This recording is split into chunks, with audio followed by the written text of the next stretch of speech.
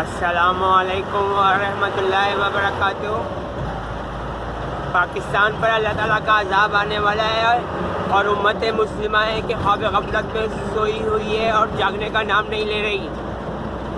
قرآن پاک کی سورہ بنی اسرائیل کی آیت نمبر 57 کا ترجمہ ہے کہ کفر کی کوئی بستی نہیں مگر یہ کہ اللہ تعالیٰ اسے روز قیامت سے پہلے تباہ و برباد کر دیں گے یا اسے سخت عذاب دیں گے۔ یہ کتاب میں یعنی لوح محفوظ میں عرش عظیم پر لکھا ہوا ہے اور یہ عذاب خاص پاکستان پر آنے والا ہے۔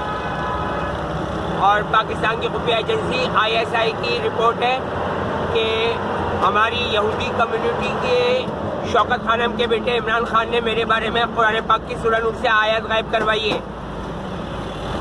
عمران خان یہودی کمیونٹی کا ہے اور اس کی وجہ سے مسلمان نوجوان لڑکیاں اور لڑکیاں گمراہ ہو رہے ہیں،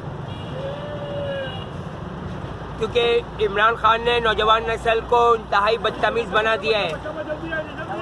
تو ماں باپ کو اپنی اولاد پر نظر رکھنی ہوگی اور ان کو اچھے اخلاق کی تربیت دینی ہوگی، ورنہ اخبارات میں ہر روز خبریں آ رہی ہے کہ ماں باپ نے اپنی اولاد کو عاق کر دیا۔ تو روز قیامت ان ماں باپوں سے پوچھا جائے گا کہ دولت بھی دی تھی، اولاد بھی دی تھی، کیسی ان کی تربیت کی۔ تو قرآن پاک خود ترجمے سے پڑھیں اور اصل دین اسلام کی پیروی کرنی ہے تو قرآن پاک خود ترجمے سے پڑھنا پڑے گا۔ اور اس حوالے سے حدیث بھی موجود ہے کہ جس نے قرآن پاک کو اور آخری نبی الزماں محمد مصطفیٰ صلی اللہ علیہ وسلم کی سنت کو مضبوطی سے تھام لیا تو وہ کبھی بھی گمراہ نہیں ہوگا۔ اور قرآن پاک کی آیات کا ترجمہ ہے کہ اللہ کے مومن بندے تو وہ ہیں جو ہر بات کو غور و فکر سے سنتے ہیں، پھر ان میں سے اچھی باتوں پر عمل کرتے ہیں، اس پر چلتے ہیں اور اس نصیحت کو ٹھکراتے نہیں، اس پر عمل کرتے ہیں۔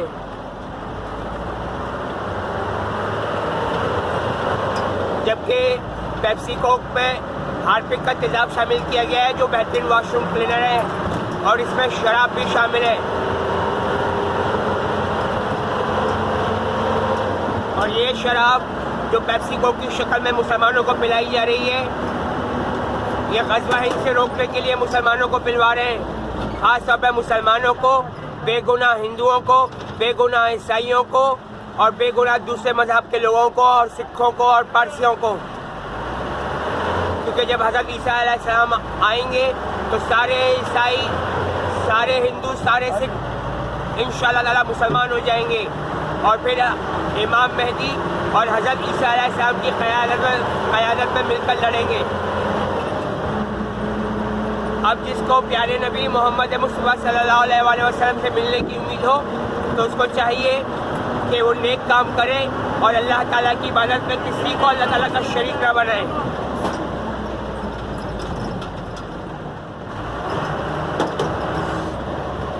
اور اپنی اولاد پر نظر رکھنی ہے، کیونکہ یہودی کمیونٹی کے نوجوان مسلمان کے بھیس میں مسلمانوں کو گمراہ کر رہے ہیں اور بے گناہ عیسائیوں کو اور بے گناہ ہندوؤں کو اور بے گناہ سکھوں کو اور بے گناہ دوسرے مذہب کے لوگوں کو۔ اور یہ سارا کچھ جو تیاری ہو رہی ہے، یہ ساری تیاریاں دجال کے لیے ہو رہی ہیں۔ اور قرآن پاک میں آیت ترجمہ موجود ہے کہ پیارے نبی محمد مصطفیٰ صلی اللہ علیہ وسلم اس فتنے سے ڈریے جو خاص آپ کی طرف ہی نہیں سارے جہانوں کے لیے دجال کا فتنہ آنے والا ہے۔ لیکن مسلمانوں نے اور دوسرے مذہب کے لوگوں نے قرآن پاک کو ترجمے سے نہیں پڑھا۔ کاش ایک بار مسلمان بھائی قرآن پاک کو خود ترجمہ کھول کر پڑھیں تو اصل دین اسلام پر واپس آ جائیں گے۔ اور مساجد سے ٹائل، ماربل، جانماز، کارپیٹ اور منبر میں سے بتوں کی تصویریں ہٹوانی ہیں یا پوری مساجد میں اندر اور باہر سفید رنگ کروانا ہے تاکہ بتوں کی تصویریں جو ٹائل، ماربل میں اور منبر میں بنا دی گئی ہیں ان سے چھٹکارا حاصل کیا جا سکے۔ اور یہ یاد رکھیے گا کہ ہمارے آخری نبی الزماں محمد مصطفیٰ صلی اللہ علیہ وسلم بت پرستی کو سخت ناپسند کرتے تھے، اور جس نے بت پرستی کی اور شرک کیا، اللہ تعالیٰ کے ساتھ کسی کو شریک بنایا، تو قرآن پاک میں اس کا آیت ترجمہ موجود ہے کہ لا شرک ظلم و عظیم، کہ شرک دنیا کا عظیم ترین ظلم ہے۔ بھلا اللہ تعالیٰ تم سے کھانا مانگتا ہے کہ تم ایک اللہ کی عبادت کرتے ہوئے ڈرتے ہو اور اللہ تعالیٰ کو ناپسند کرتے ہو؟ کہ اللہ اکیلا معبود ہے.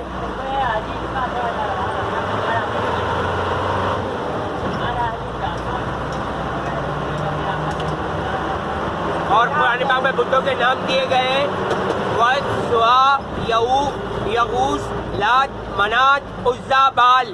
تھوڑا آواز ہلکا رکھو. تو سب پورے پاکستان کی مساجد میں یغوث بت کو یاغوث کہہ کر پکارا جا رہا ہے، جبکہ یاغوث بت کسی کی کچھ مدد نہیں کر سکتا تھا.